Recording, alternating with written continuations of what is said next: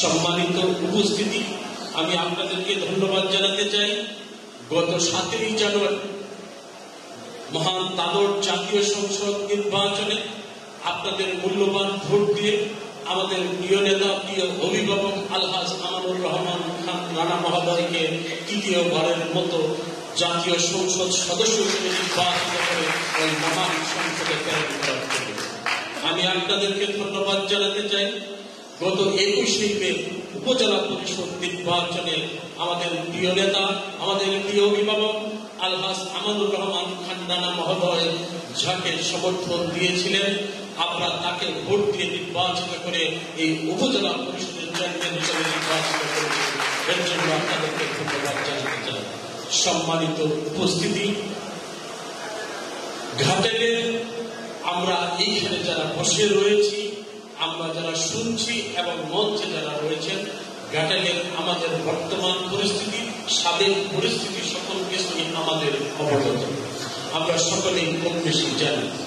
আজকের শুরুতেই বক্তব্য দিয়েছেন আমাদের যুবলীগের সাধারণ সম্পাদক জুয়েল।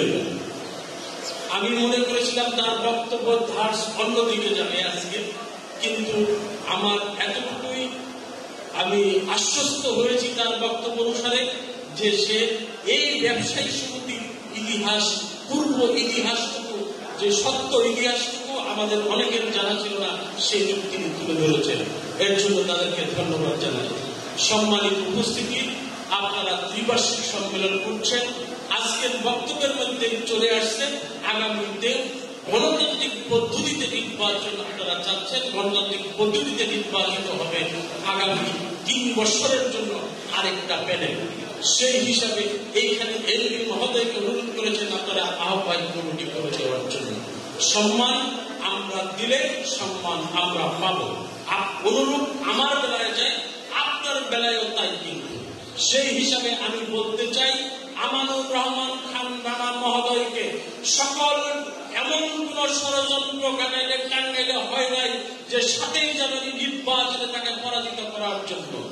কিন্তু ঘাটালের সকল স্তরের মানুষ সঠিক সিদ্ধান্ত নিয়েছিল বলে 7ই জানুয়ারি নির্বাচনে আমানুর রহমান খান রানা মহোদয় কিন্তু জয়ী হয়ে মহান সংসদে আমাদের প্রতিনিধিত্ব করার জন্য চলে গিয়েছেন।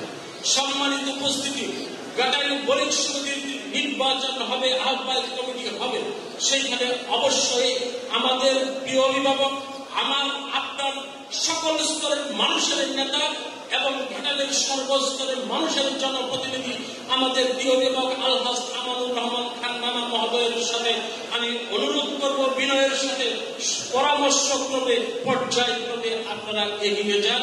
গণতান্ত্রিক পদ্ধতিতে নির্বাচন চাইছেন, নির্বাচন 7ই জানুয়ারি দেখেছেন, 21শে মে দেখেছেন, আপনাদের নির্বাচন দেখবেন ইনশাআল্লাহ কত সুন্দর সুষ্ঠুভাবে নির্বাচন উপহার দেওয়া হয়।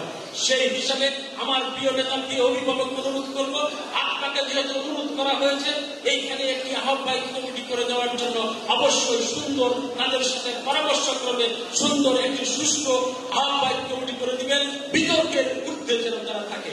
সেই সাথে আহ্বায়ক কমিটি যারা হবেন তাদেরকে অনুরোধ করব তারা নির্বাচন কমিশন গঠন করবেন নির্বাচন করার জন্য। সেই নির্বাচন কমিশনও যাতে এমপি মহোদয়ের সাথে পরামর্শ ক্রমে সেই নির্বাচন কমিটি গঠন হয় সেটাই অনুরোধ করব। সেটা সুশৃঙ্খল, সুন্দর, সুষ্ঠু, অবাধ, গণতান্ত্রিক পদ্ধতিতে একটা নির্বাচন করার জন্য এমপি মহোদয়ের পরামর্শ আপনারা চেয়েছেন। আমরা যারা এমপি মহোদয়ের সাথে রয়েছি অবশ্যই এমপি মহোদয়ের সাথে থেকে আপনাদের পাশে থেকে এই ঘাটাইল বণিক সমিতি আগামী দিনের ন্যায় আরো শক্তিশালী একটি নির্বাচন হবে এবং শক্তিশালী একটি কমিটি গঠন হবে ইনশাআল্লাহ। আপনারা এমপি মহোদয়ের পাশে থাকুন, খান পরিবারের পাশে থাকুন। আমরা ইনশাআল্লাহ আপনাদের সকল সুখে দুঃখে ব্যবসায়ী সমিতির পাশে আমরা রয়েছি, আমরা থাকবো। এমপি মহোদয়কে অনুরোধ করব, আপনার চাচা মরহুম শামসুর রহমান খান শাহজাহান সাহেব এই ব্যবসায়ী সমিতির সাথে ছিল, আপনার পিতা আলহাজ আতাউর রহমান খান এমপি মহোদয় এর ব্যবসায়ী সমিতির পাশে ছিল, আপনিও 3বারের জাতীয় সংসদ সদস্য, অবশ্যই এই ব্যবসায়ী সমিতির পাশে থেকে তাদেরকে সহযোগিতা করে, তাদেরকে ভাই সন্তান হিসেবে লালন পালন করে গঠন করে দিবেন বলে বিশ্বাস করি এবং সকলের সুস্বাস্থ্য এবং দীর্ঘায়ু কামনা করে আমার বক্তব্য শেষ করছি।